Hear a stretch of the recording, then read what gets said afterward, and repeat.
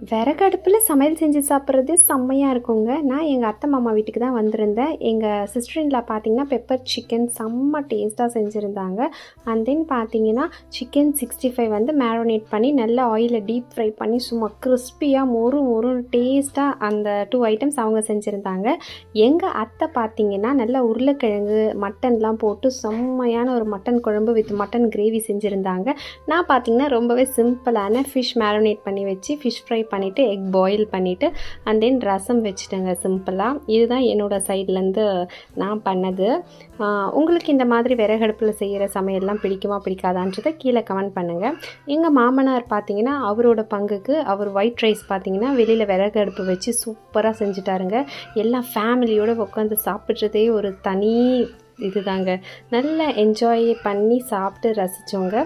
உங்கள் வீட்டில் சண்டேக்கு என்னென்ன செஞ்சீங்கன்றதையும் கீழே கமெண்ட் பண்ணுங்கள். தேங்க்யூ.